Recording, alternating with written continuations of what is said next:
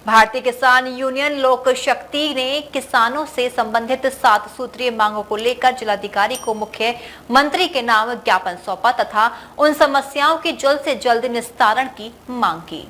आपको बता दें, भारतीय किसान यूनियन लोक शक्ति द्वारा किसानों से संबंधित समस्या को लेकर जिलाधिकारी को मुख्यमंत्री के नाम 7 सूत्रीय मांगों का ज्ञापन सौंपा गया।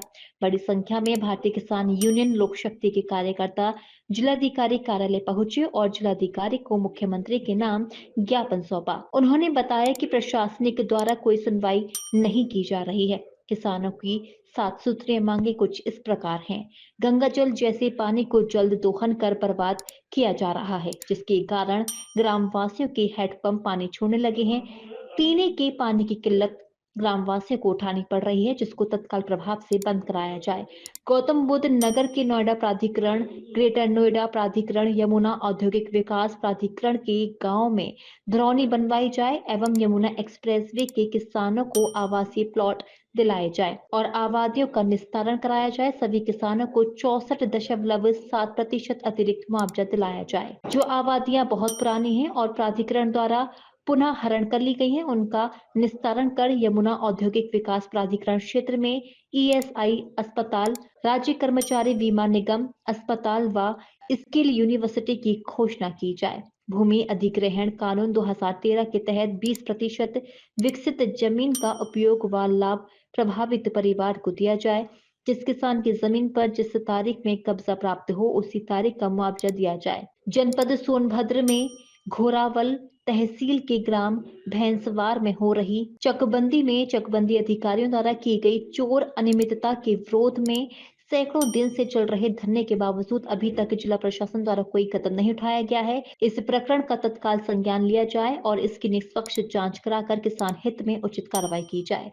भारतीय किसान यूनियन लोक शक्ति जनपद कानपुर नगर महिला प्रकोष्ठ की जिलाध्यक्ष मीना पाल पत्नी श्रीकांत पाल उर्फ नरेश कुमार पाल निवासी ग्राम नेवादा दरिया के विरुद्ध थाना शिवराजपुर में विपक्षी राजनारायण अग्निहोत्री निवास नेवादा दरिया द्वारा फर्जी मुकदमा लिखवाकर परेशान किया जा रहा है, उसकी जांच कर बिना शर्त मुकदमा वापस किया जाए। आज हम लोग सभी किसानों की समस्या को लेकर डीएम साहब को मुख्यमंत्री के लिए ज्ञापन देने के लिए आए हैं, जिसमें किसानों से संबंधित समस्याएं हैं उनके निराकरण के लिए। सबसे पहले यमुना औद्योगिक विकास प्राधिकरण सेक्टर 22 में जेबीएम यूनिवर्सिटी ज़मीन के अंदर से बोरिंग कर रही है, जब पानी का दोहन कर रही है, जबकि वहाँ किसानों को जो है अपना ट्यूबवेल लगाने के लिए बोरिंग नहीं करने दिया जा रहा है। दूसरी चीज़ है प्राधिकरण औद्योगिक विकास प्राधिकरण घरौनी का अभी तक नहीं बनी है, जबकि पूरे प्रदेश में बनना चालू हो गई हैं, वहाँ पर नहीं बनाई जा रही हैं। जब किसानों की जो औद्योगिक क्षेत्र में ज़मीन ली गई है, उसमें 10% किसानों को आवास प्लाट दिए जाने चाहिए थे, वो अभी नहीं मिले हैं। ज्ञापन तो ये बता दिए सब लोगों ने, आपने बोल दिया शॉर्ट में ले लो। सबसे मुख्य जो किसान की समस्या उसके लेने में हर ज़िले में हमारा जो का है किसान यूनियन जो का है ज्ञापन दे रहा है मुख्यमंत्री जी के नाम से, और शांतिपूर्व से दे रहे हैं, कोई हम उदम दंगा नहीं कर रहे। सबसे मुख्य हमारा यहाँ ज़िले की लेवल की बात बताएं कि खाद यूरिया की बहुत बड़ी समस्या किल्लत चल रही है, तो उसको डीएपी और यूरिया उपलब्ध कराने का कष्ट करें और प्रशासन की बहुत मेहरबानी। मैं जो है किसानों की समस्याओं को लेकर के ज्ञापन देने के लिए आया हूं। अपनी टीम हमारी पूरे जिला की जो है मौजूद है। इसमें जो है भारतीय किसान यूनियन लोक शक्ति के माध्यम से हम माननीय मुख्यमंत्री जी को ये ज्ञापन दे रहे हैं। इसमें हमारे 7 बिंदु हैं। यमुना एक्सप्रेस विकास प्राधिकरण गौतम बुद्ध नगर के सेक्टर 22 में एक यूनिवर्सिटी का निर्माण हो रहा है, जहाँ पर जल का दोहन हो रहा है और किसानों को बोरिंग मतलब स्वीकृत करने से मना कर रहे हैं, उन्हें बंद किया जा रहा है। तो ये कैसी दुहरी चाल है। और दूसरी ये है गौतम बुद्ध नगर में ही कि किसानों की घरौनी अभी नहीं बनाई गई है, जबकि पूरे उत्तर प्रदेश में इस घरौनी का कार्यक्रम शुरू हो गया है, यहाँ नहीं की जा रही है। तीसरी ये है कि किसानों की जो ज़मीन ले ली जाती है वो अधिकृत कर ली जाती है पूर्व से, और उसका जो है अधिकृत तो हो गई, लेकिन उसका मुआवजा देंगे काफ़ी समय बाद।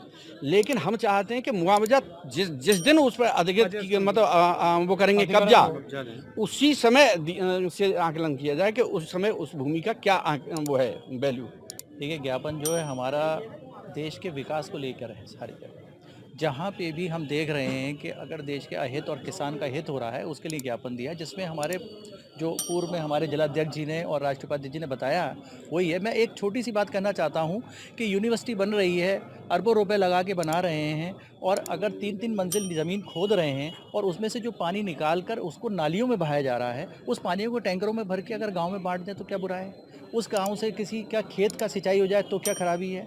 या उसके अंदर जो वाटर कंजर्वेशन का आजकल जो प्रोग्राम बना हुआ है कि अगर अलग से एक कोई कुआं या कोई चीज़ खोल दी जाए और उसके अंदर जो पानी निकाल के दोबारा उसमें रिचार्ज कर दिया जाए, तो जिससे लोगों के हैंडपंप का स्तर तो नहीं गिरेगा, लोगों का पानी तो मिलेगा।